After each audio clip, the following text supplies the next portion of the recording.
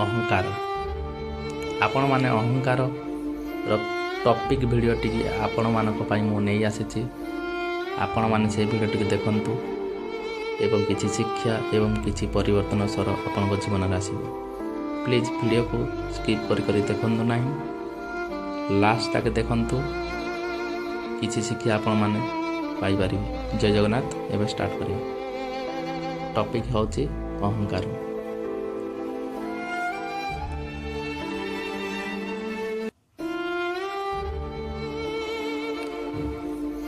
ସମୟ ଆସିବ, ଚପଲ ଆପଣ ପାଖରେ ଥିବ, କିନ୍ତୁ ଆପଣଙ୍କ ପାଦରେ ସେତିକି ବଳ ନଥିବ ସେହି ଚପଲକୁ ପିନ୍ଧିବା ପାଇଁ। ସେହିପରି ସମୟ ଆସିବ, ହାତ ଥିବ, କିନ୍ତୁ ଯୋଡ଼ିବାକୁ ଆପଣଙ୍କ ପାଖରେ ଶକ୍ତି ନଥିବ। ସେହିପରି ସମୟ ଆସିବ, ସମସ୍ତେ ଥାଇବି ଆପଣ ପାଖରେ କେହି ନଥିଲା ପରି ଆପଣଙ୍କୁ ଲାଗିବ। ସେହିପରି ସମୟ ଆସିବ, ସମସ୍ତେ ଅହଙ୍କାର ଶୂନ୍ୟ ହୋଇଯିବେ ଆପଣଙ୍କ କର୍ମ ଏବଂ ବ୍ୟବହାରରେ।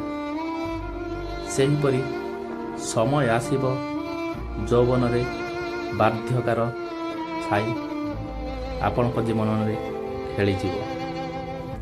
ସେହିପରି ସମୟ ଆସିବ, ଦିନେ ସମସ୍ତଙ୍କ ସାମର୍ଥ୍ୟ ଆପଣ ବି ଦିନେ ନା ଦିନେ ହରାଇ ବସିବେ।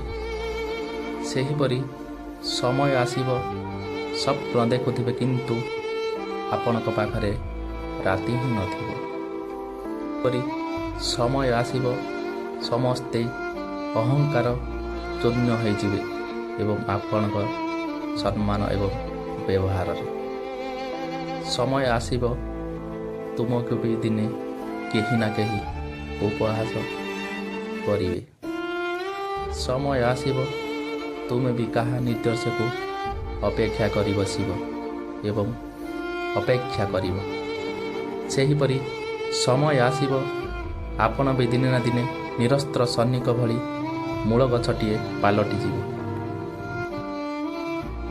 ସମୟ ଆସିବ, ସମସ୍ତେ ଅହଙ୍କାର ଏବଂ ବହୁତ ମାତ୍ରାରେ କଳହ ଝଗଡ଼ା ସୃଷ୍ଟି କରିଦେବେ ଏହି ଜୀବନରେ।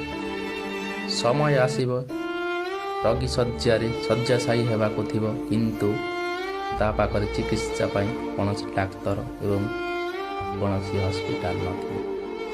ସେହିପରି ସମୟ ଆସିବ, ବିରହ ବିଚ୍ଛେଦରେ ଯନ୍ତ୍ରଣା ଭୋଗିବାକୁ ପଡ଼ିଥାଏ ଏହି ମଣିଷ ଜନ୍ମରେ ଏବଂ ଜୀବନରେ। ସେହିପରି ସମୟ ଆସିବ, ସମସ୍ତ କର୍ମ ଏବଂ କୁକର୍ମ ପଶ୍ଚାତାପ କରିବାକୁ ଆମକୁ ହିଁ ପଡ଼ିବ ଏବଂ ଆମେ ହିଁ କରିବାକୁ ପଡ଼ିଥାଏ। ଯାହା ଆମେ କର୍ମ କରିଥିବା ଭଲ, ସେହି କର୍ମ ନେଇ ନା ଆମେ ସୁଖ ଏବଂ ସମୃଦ୍ଧି ଏବଂ ସ୍ୱୟଂ ନାରାୟଣ ପାଖକୁ ହିଁ ଯାଇପାରିବ। ସେହିପରି ସମୟ ଆସିବ, ଅହଙ୍କାର ଦିନେ ନା ଦିନେ ଆପଣଙ୍କର ଭାଙ୍ଗିଯିବ। ଯଦି ଆମ ଭିତରେ କିଛି ଦିନ ବା କିଛି ସମୟ ଅଛି, ସେହି ପ୍ରଭୁ ପାଖରେ ମନ ଦେଇଦିଅ। ଯଦି ଆପଣମାନଙ୍କୁ ମୋ ମୋଟିଭେସନ୍ ଷ୍ଟୋରିଟି ଭଲ ଲାଗୁଛି, ପ୍ଲିଜ୍ ମୋ ଚ୍ୟାନେଲକୁ ଟିକେ ଲାଇକ୍ କରିଦିଅନ୍ତୁ, କମେଣ୍ଟ କରିଦିଅନ୍ତୁ, ସବସ୍କ୍ରାଇବ୍ କରିଦିଅନ୍ତୁ। ଜୟ ଜଗନ୍ନାଥ।